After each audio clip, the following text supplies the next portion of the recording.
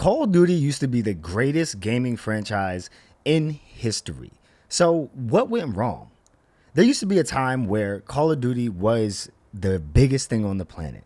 It was Halo and it was Call of Duty. Right now, Call of Duty is performing worse than it ever has. There's reports coming out that in the UK, sales are down 60%, and player count on Steam is nowhere near it was the last couple years.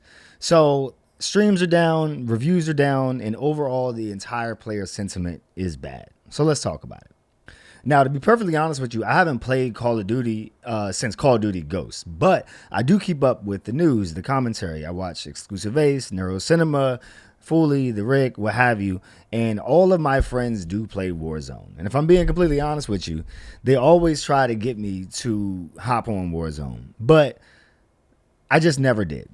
So I watched the data, and trust me, I know that things are not good. And today I'm going to break down 3 reasons how Call of Duty went from the king to just corporate slop. Outrageous. This is completely BS. This is shame. Now, a lot of people will say that Call of Duty's problems started far before this, but I think that this is a big example of why it's gotten worse and why it's probably going to get worse before it gets better. And that's because in October of 2023, Activision was acquired by Microsoft. There's been countless examples of when the big media conglomerate comes in and acquires something that's already doing well and completely nukes it into the trash can. Oh, brother, this guy stinks! Disney with Star Wars, Disney with Marvel, Microsoft with Halo, EA with Battlefield until Battlefield 6 came out and is killing it, but that's a topic for another time. Warner Brother with Harry Potter. I mean, there's plenty of other examples out there. Amazon with The Lord of the Rings, right? So this is something that is not unique to the gaming world. It happens all across media. And the second point I want to make in this first point here is Call of Duty became a content machine more so than a first-person shooter game.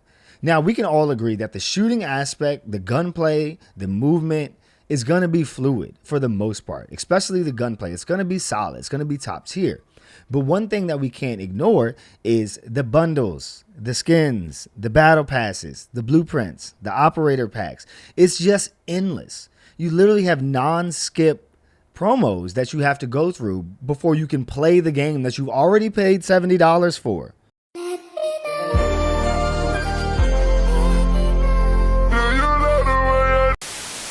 That you already have to play to even be online.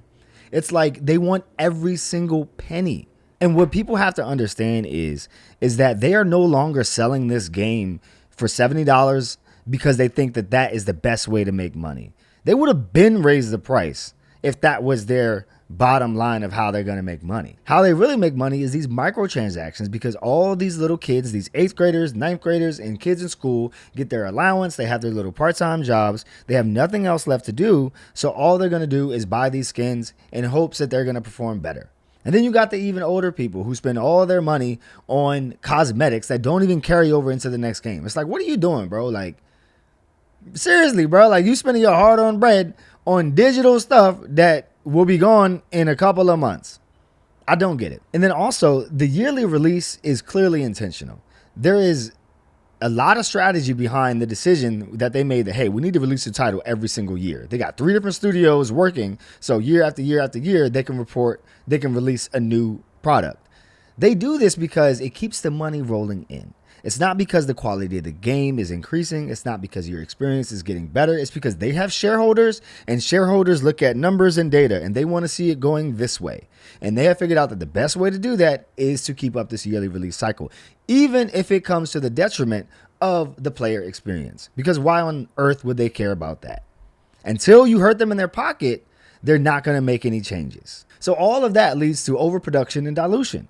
If you overproduce any product, it can be a controller, it can be a phone, that is going to devalue it just by that inventory nature. So you combine the overproduction combined with the lack of quality, that is going to start to make your numbers go this way. And hopefully the shareholders will pay attention. Now, the second reason I want to talk about is the SBMM, or the skill-based matchmaking, or the engagement optimized matchmaking, whatever you want to call it.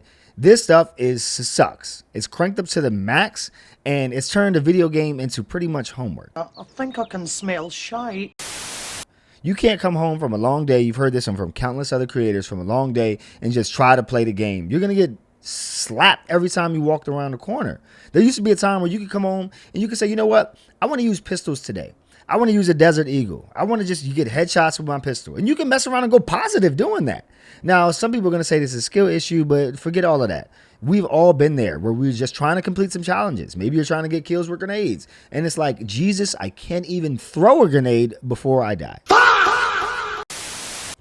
So the game doesn't care about fun. It cares about its engagement and getting you to load up, buy skins, buy bundles, and spend that money on Mom's credit card. These lobbies, they aren't based on skill. They aren't based on ping. They're based on quote unquote engagement. So their metrics, their data, their precious little data, like Blaine Truth likes to call it, tells them that, hey, if we manipulate this algorithm to put them against people who pretty much have the same kill death ratio as you, you're going to have a better experience. But in reality, your experience is terrible. They say the quit rate is higher. They say people log off higher when there's no skill-based matchmaking. But is that really true?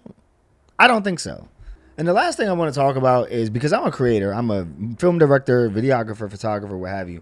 And it just blows my mind the lack of creative direction that this story has.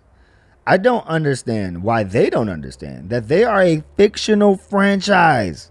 They don't have to adhere to anything. They genuinely can make up whatever they want. So why are they following these stupid characters over and over again? Let's go to another country. Let's make up a war. Let's do something, literally anything else. And this is the same Call of Duty that used to take risks. This is the same Call of Duty that had the airport mission where you were literally murdering people.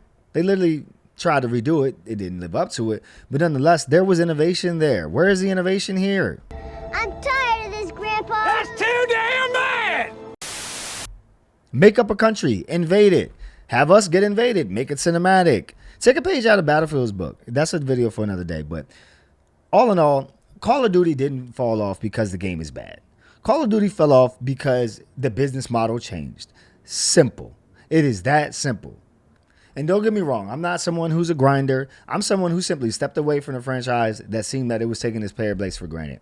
So hopefully this year, with the numbers that Battlefield is producing, hopefully that can make Call of Duty wake up. But I guarantee that it's not. They need to stop with the yearly releases. They need to dial it back on the bundles and this cosmetics and stick to a core theme. There is no theme in this game anymore. It doesn't make any sense. I'm watching clips online of the Joker, like freaking all these characters from movies and not one actual army character. It's Fortnite. Well, what are we playing, bro? Like, Battlefield is literally proving to you guys that people want grungy, dark, gritty. You know the movie The Dark Knight? You know the new 22 Batman movie? People want dark. They want grungy. They want tough. It's war, bro. Like, this is not like Nerf guns and water guns, bro. Like, I don't get it. But I'm expanding my content here on the channel, not talking about New York as much anyway, just talking about things that I want to talk about. So like, comment, subscribe, let me know what you think.